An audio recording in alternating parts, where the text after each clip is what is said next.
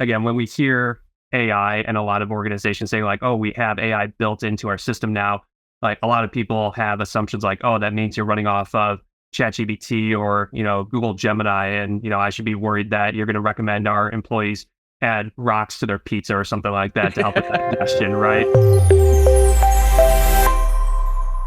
Welcome back to another installment of the Next Gen Case Study Series. On today's episode, we have Max MacCready, who is the Director of Sales at the Jellyvision Lab, a company renowned for its innovative Alex platform that simplifies employee benefits through predictive analytics and behavioral science. Max has been pivotal in driving sales and customer acquisition strategies, integrating AI tools to enhance user engagement and streamline benefits decision-making, which is why we're excited to have him on the show today. Max, welcome to the program. Thank you for having me, Devin. Excited to be here, talking to another fellow dad who works from home in the sales space here as well, too. I noticed we definitely coordinated ahead of time wearing the collar black t-shirt here. So glad you got the message. Yeah, I got the memo.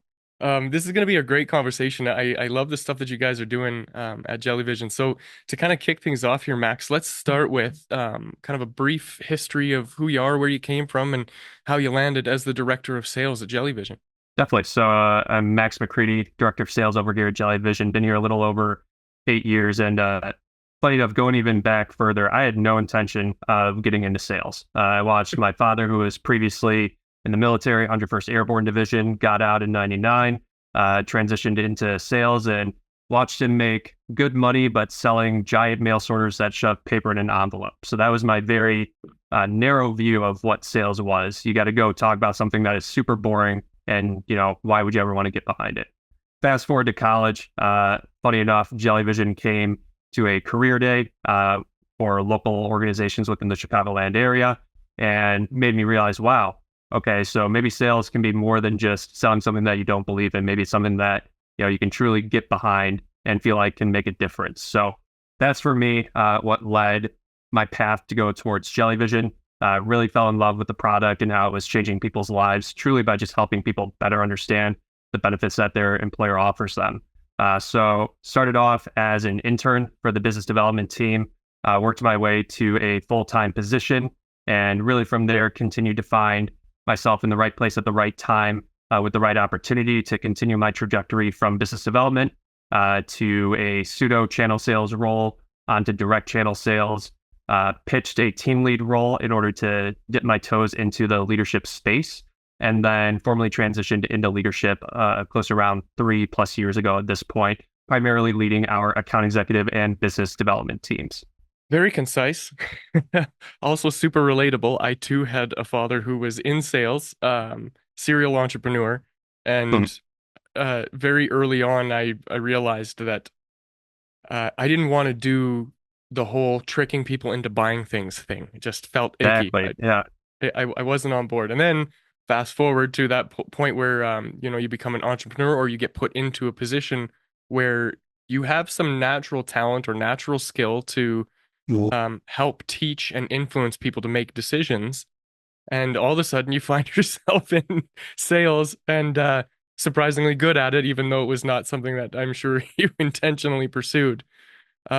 I'd love to kind of know how some of that early work that you did shaped your approach to the work that you're doing now. Yeah, you know what? And actually, it's funny you bring up the concept of teaching because that's also something, again, prior to actually getting into sales, thought the exact same thing. Not that I saw my dad doing it, but again, just thought, man, like you think of the car salesperson that's just trying to, get end of month sale going, doing whatever they can to get someone to sign the paper. But once you actually get into the role, specifically within B2B SaaS and enterprise sales, it really comes down to realizing, do you like to solve complex challenges and do you like to teach people? And so for me personally, like looking at my background, father was military turned salesperson. My mom was and is still a teacher. She's actually now an assistant principal. So growing up, I was always told like, oh, like you should maybe go into teaching as well too, because I had that natural tendency to not only lead, but then also foster growth for those around me. And so for me, what really started to change my perspective on sales was when I got out of that headspace of, okay, I'm just trying to get the sale. And no, I'm trying to not only educate people on the purchasing process and helping them to navigate, their procurement departments and teaching them how to sell internally to their organization in order to get the buy-in that they need in order to move forward. But I'm also helping to solve complex challenges, right? And for any sales organization out there, you're going to have your overarching pain points that you're solving for, just as like a launching point. But for me to say that I'm out there helping people to solve the challenge of, their employees choosing and using their benefits, that's not what I'm actually doing. What I'm actually doing is I'm getting in there with HR teams and understanding why is it that individuals aren't, engaging in their employee assistance program? How can our platform actually help to drive the needle there that then has an overarching impact on the greater company organization we have of getting our employees more engaged while also impacting the bottom line as well too, which easy enough from a benefit standpoint. If you got people who are happy and healthy, they're less likely to, incur more costs as a result of claims dollars that are coming in each year. So that's the sort of mental shift that I had to make to really get to that next level in my career and understand I'm not just selling, I'm solving complex challenges, and I'm helping teach people along the way as well too, not only about, potential pain points that they didn't even realize that they had, but then also how to navigate their own internal processes, just because I've had the opportunity to navigate a whole bunch of them. So I can help them avoid potential pitfalls. And as a result, we actually form a relationship as opposed to a transactional vendor contract. One of the things that I noticed too in some of my research about you is how you incorporate behavioral science and analytics and data to kind of help drive some of that decision making. How does that shape the customer experience for the people that you're serving? Yeah, so don't get me wrong. There are plenty of other organizations and who we would call either competitors or frenemies out there that can accomplish effectively at the end of the day what our tool can be, which is a calculator to help people make a decision. But if it were that easy, then we would see people, changing their minds a lot easier and a lot faster and making better decisions. But the reality is that if we're just putting a number in front of somebody without any sort of context, that's not going to change behavior. So when you actually look at the full history of Jellyvision, even before we got into the benefits space, which was around 2009, prior to that, we were a labs organization that was doing a lot of really complex and interesting just projects and solutions for groups, like helping organizations with sleep studies and better understanding like how the human brain works, as well as helping specific educational institutions with different things that they were doing. And so that combined with even further back when we were a video game company making games like You Don't Know Jack, Who Wants to Be a Millionaire, and even further back when our founder was originally making educational videos for kids in the classroom, you combine all these different experiences to realize, wow, okay, even with something as simple as calculating what's going to be the lowest cost plan, if we're not incorporating things like gaming, as well as other aspects of behavioral science like storytelling in order to keep people's attention, if we're not including education around the actual, calculation that's occurring here, and if we don't give the context that, hey, you know what, this is a very holistic calculation. It's not just to quote, your sixth grade math class, a plug and chug equation. That's where you really get to see people getting bought into the actual results and recommendations that happen. So it's combining all those elements to really ensure that at the end of the day, someone actually trusts the recommendation that your platform is providing. Because this is such a human thing, right? A lot of the things that you're doing are the study and analytics of human behavior and the way that we interact with ourselves, with each other, and then with technology, other businesses. Like there's a lot of moving parts. And then the advent of artificial intelligence. And I get that it's kind of a buzzword now because it just recently entered more of the mainstream zeitgeist. But previous to that, I know that there have been companies kind of exploring using these types of tools. Can you talk to how Jellyvision is implementing some of this AI technology, maybe on the internal side and then on the client-facing side? How does all of that fit into the work that you're doing? Yeah, you know what? It fits in very well. Our platform is built with AI elements in mind, and it really has been even since day one. So there's always been aspects of machine learning and predictive modeling incorporated into our platform. Again, when we hear AI and a lot of organizations saying like, oh, we have AI built into our system now. Like a lot of people have assumptions like, oh, that means you're running off of ChatGPT or, Google Gemini. And, I should be worried that you're going to recommend our employees add rocks to their pizza or something like that to help with digestion, right? Right. And so that's where oftentimes when we're speaking to others in the market, it's having to clarify, hey, you know what? There is AI involved, but due to us being so focused on driving the human element of what changes behavior, there's a lot of human oversight as well still too, to really ensure that we're not just allowing systems to run fully on their own. Like there is still oversight. There are still elements of AI like machine learning and predictive modeling. Since our acquisition of Pickwell a couple of years ago, we also included things like predictive analytics, where we can incorporate claims data from people like you, so then that way we can further model automate a more holistic approach. But as it results to how we're incorporating it into our day to day. That was a tongue twister for some reason on a Thursday morning. Might as well be Friday here. No, but in terms of incorporating it into our day to day, there's the aspect of how do we speak about it from a customer perspective and a product perspective, but then also how do we look at it from an internal utilization standpoint? And that's something that I've really been focused on for our revenue organization, is trying to drive internal adoption of AI into our day-to-day lives. Whether it be something as simple as how to properly prompt within ChatGPT in order to get the results that we're looking for, all the way to leveraging the elements of AI that are available regularly within our tech stack. For example, we utilize Gong. They have this awesome feature called Ask Anything, which, for some people, it can be daunting because it's a blank screen of, oh, I can literally ask anything. What should I be asking? So trying to enable folks around, how they could be actively pursuing and utilizing this, and hopefully getting rid of the stigma and fear that tends to surround using AI, which is, I don't know what I'm doing, so therefore I'm just not going to take action. Right. Okay. So then from the bird's eye view perspective, what does the customer experience look like then from that point of finding you, or maybe having a problem and not even knowing how to find you? But then, how do you guys nurture somebody, a complete stranger, into actually leveraging some of these tools, given how powerful they are? Who uses them? Where do they fit, and why? Yeah, you know what? It really spans across the board from, pre-top of funnel to once someone is in the top of our funnel, and then mid-end funnel all the way to customer journey. So that's a collaborative effort between marketing, between sales, between our separate account management and customer success teams, and goes from everything from our SEO strategy to the webinars that we're throwing, to the sponsorships that we have in partnership with others as well too, all in an effort to try and meet the modern buyer where they're at, which I believe it was either Gartner or G2 within one of their reports this year that made the specific claim and statistic that 70% of the buyer's journey nowadays is being done without a seller.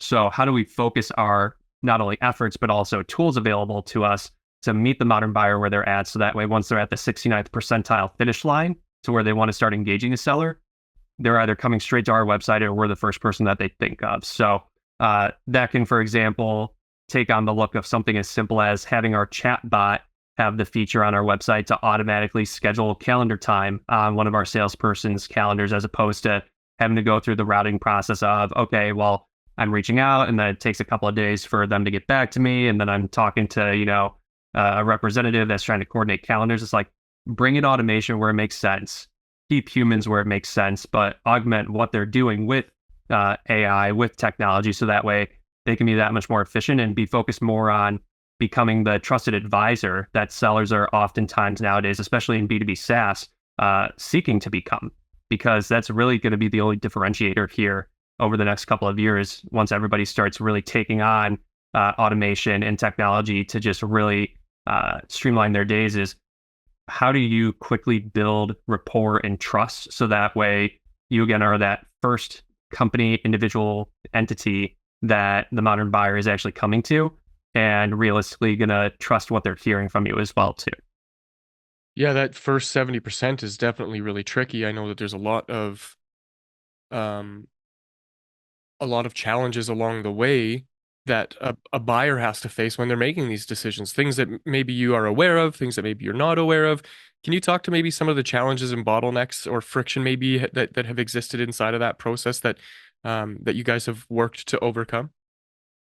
Yeah, you know what? I think one of them that has been prevalent for a long time, but has more so been exacerbated by AI, is just information overload and the analysis paralysis that that can cause, right? Hmm. And so, just with everything readily available to folks in terms of if you're doing your job right from a sales and marketing and top of funnel perspective, where you're making content available, you're not necessarily gating everything behind, either a paywall or needing to enter in information. Um, Throw on top of that, you might have different areas where competitors are trying to compare themselves to you. You have public websites where there are comparisons being done. People are going to ChatGPT and asking like, "Oh, talk to me about some of the top HR platforms out there." There's just so many places where the modern buyer can go to be able to gain that information. That it's really our job as a revenue organization, and I say revenue because it's a combination of sales and marketing, to ensure that whatever content, whatever strategy we're putting out there is focused on trying to narrow in the narrative of what is currently out there in the ecosystem, right? So in terms of like things that we've done, we've really tried to focus more so, and are going to continue to going into 2025, focus more so on thought leadership as opposed to like just promoting our platform, for example, right? Because when we talk about being a trusted advisor within the space, that starts with the company and the brand as a whole, which Jellyvision, is utilized by more than 1,500 plus customers. We are a trusted name within the space, but for anybody who doesn't know us, that isn't going to come off necessarily as obvious right out the gate, nor should it. So it's really our job to make sure that people understand, hey, there's a reason why 1,500 plus customers trust us to be able to support their HR departments and subsequently their employees in making these very difficult and very important decisions. So leaning into thought leadership, getting out there within the space in terms of conferences, doing podcasts as well as talks with our partners as well too, all in an effort to showcase, hey, you know what? Yes, we believe in our product, but we also believe in just like the overall understanding that the healthcare system's broken. What can we do to try and make at least a portion of it, that much better?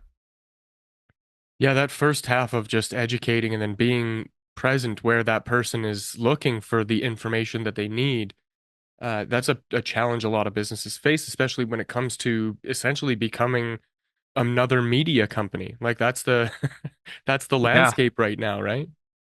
yeah, no, it's and I think it's going to get that much more challenging. And I say challenging in a fun way because it's going to get that much more challenging as you have this next generation entering the workforce. What a lot of people are calling the TikTok generation, just in terms of how short attention spans are, how you're grabbing their attention. So if teams aren't already leaning into it, regardless of industry, right? Like you could be a trucking and logistics industry, and the reality is that your older white male population of employees is aging out, and you're having a newer, younger, technology savvy workforce entering in too. So what are you doing to not only meet your new employees where they're at in terms of bringing them on board, but then also meeting the buyer where they're at?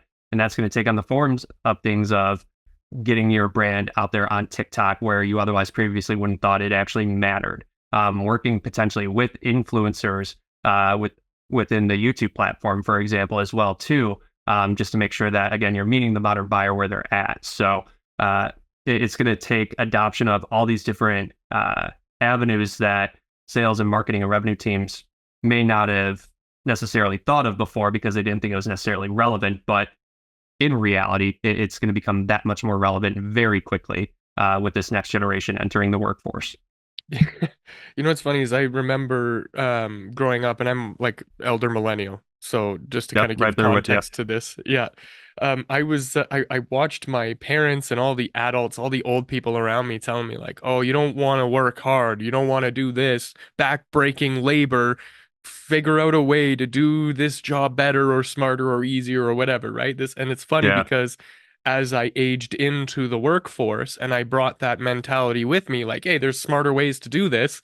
I remember getting shot down and ostracized and, even losing jobs because of that ambition of trying to simplify things. And now it's funny that the elder millennials have kind of taken over and we're like, okay, guys, we've been talking about this for a while. Let's automate and simplify all of this stuff. And there's this like last little bit of that older generation that are still like desperately clinging to the old ways of doing things. And so I think that we're up for a major shift in the way that we all do business. On that note, what do you see coming down the pipeline that you're kind of excited about? What's in the future for Jellyvision? Yeah. Before we go there, I'll just comment on what you were saying just now, that like the whole concept of working smarter instead of harder, that has the negative connotation with the older generation that like, we're just trying to cut corners here or something like that, or, be able to clock out that much earlier so that way we can start the weekend earlier. When, the reality is that there are things out there nowadays that are just so mundane that no longer need an actual human being to oversee or do. And so what can we do to automate? What can we do to take those tasks and offload them elsewhere? Not looking to necessarily like replace and or completely eliminate, jobs within the workforce, but rather allow everyone to start focusing on more strategic initiatives.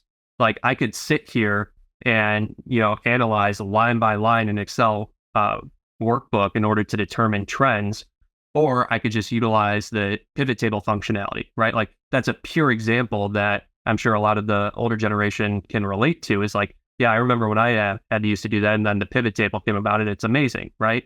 Same sort of concept applied to just how are we doing our day-to-day jobs and what can we automate versus not automate, so that way we can have that time to strategically focus on these larger initiatives, these larger projects. As it relates for Jellyvision though, it's something that we are very excited about the next step that we've taken within the healthcare space specifically. If we go back to 2009, like I mentioned, which is where we really got into the benefits space, we originally just started with how do we help people choose a medical plan? That evolved to, okay, how do we help people choose a medical plan and maybe a dental and vision plan? That evolved further to, all right, let's just go ahead and start talking about the entire benefits package: medical, dental, vision, voluntary benefits, HSAs, employee assistance programs, hospital indemnity, what have you. And the next step for us really is setting our sights on Medicare. It is a big space filled with a lot of bad actors, in the sense that you have a lot of potential for the elderly population to be swindled into picking a plan that is a lot more than they actually need, and therefore complicates things, adds on costs that they otherwise wouldn't necessarily expect. So we're taking all the same behavioral science and stickiness and educational type principles and applying it to demystifying Medicare as well too. And so that product is already out there within the market. We have a roadmap for where we want to take it next. Right now, we've been focusing a lot on the educational side of things, but we're looking to take it a next step further as we continue to get more and more data around just how effective the particular product is. Because when we talk about behavioral science principles, for example, the voice acting talent that we used for our flagship product, Alex, is not the same voice acting talent that we're utilizing for our Medicare product. Still called Alex, but the soccer dad type vibe that you're getting from flagship Alex didn't resonate with the older Medicare age population. So we actually brought in a female voice talent that sounds a little bit older, a little bit calmer. Felt that based off of all the testing that we did, actually resonated with that particular population. So it's exciting things like that of not only evolving where we're focusing within the healthcare space, but then also how we're focusing on it is what's got me excited about where we're going. And are you like actively looking for partnerships or collaborations in adjacent spaces, or is this something that you guys are kind of working on, in your own little lab? So, I mean, it's something that we've been working on. We do have, a partnerships and reseller program that, we're actively engaging our partners and resellers with this as well, too, not only from a resale standpoint, but also from a product development standpoint. That's something that we like to do with all of our products, is really ensure that not only are we getting customer feedback, but also partner feedback as well, too, because they're able to bring in a whole other perspective as it relates to how our product is either making or not making an impact, and we're able to adjust accordingly to ensure that we're actually meeting all the needs of all the different stakeholders that end up utilizing and or being adjacent to this platform. Yeah, you guys, it's ambitious, a lot of really big things. You're taking on some of the world's more complicated tasks. So that's admirable work. Max, you've been very generous with your time and your insight, and I'm very grateful for that. To kind of wrap things up here as we come to a close, I wonder if there is a piece of advice that you could offer other people who are in a similar role as you, facing similar challenges. What advice would that be? So as a sales leader talking to the other sales leader out there, that I know that we're all being tasked right now to find ways to, reduce budget, maximize efficiencies, improve LTV to CAC ratios, and just, especially from a tech stack perspective, how can we, eliminate some of the vendors that we're working with, consolidate there, so that way, one, it's a little bit easier from the amount of vendors we're working with perspective, but then also maybe there's some budgetary savings to go there as well too. My recommendation is don't have a knee-jerk reaction just because you're hearing, hey, we need to cut costs. And so therefore you're just looking at your tech stack, for example, and saying, okay, I guess we don't really utilize this as much as this other one. So this one's worth, putting up there on the chopping block. Take your time, work with your revenue operations team. If you don't, seek outside consultation. One of these groups that I see in my inbox all the time, I have no affiliation with them, nor have I utilized their services yet, but it just came top of mind just because they hit my inbox again this morning. I believe it's 11 AI. There are consultative services out there that specifically are even focusing on how do we streamline your tech stack with AI in mind, knowing just like where AI can come into play. So then that way, not only is it the most efficient from a cost standpoint and a vendor standpoint, but also efficient from a user experience standpoint. And I say that specifically because at the end of the day, you could sit here and cut all the tools from your tech stack that you want, but if it ends up impacting the actual user of those tools, aka your sales force, then that's going to have the immediate effect of impacting your revenue goals and then inevitably your bottom line as an organization. So TLDR, take your time with the tech stack evaluations that a lot of you are probably doing right now. Bring in outside consultants if you need to, especially with a lens for AI and how a lot of these platforms can be leveraged since there is a lot of overlap between them. And at the end of the day, make sure too that you are keeping in mind the overall user experience for your salespeople who are going to be the ones who have to go there and actually, implement and use these tools to try and make their days more efficient too. Sound advice, Max. Very good. If somebody wanted to reach out to you to pick your brain further or perhaps work with you, what's the best way to do that? Yeah, my cell phone number is, no, I'm kidding. I probably shouldn't give that one out. It's on my LinkedIn That's profile. dangerous. So yeah, I'd say feel free. I'm on LinkedIn as Maxwell MacCready. That's MACCREADY. I have my contact information on there as well too. So feel free to DM me or reach out accordingly that way. But happy to always strike up a conversation. And if you're a vendor looking to now leverage my contact information to try and get in contact, definitely open to hearing your cold pitch. Would love to hear it. Wonderful. We'll make sure to link to that stuff in the show notes. And if you wanted to get in touch with me and my team for your marketing needs, you can visit nextgengrowth.com. Otherwise, that's it for this episode, and I will see you in the next.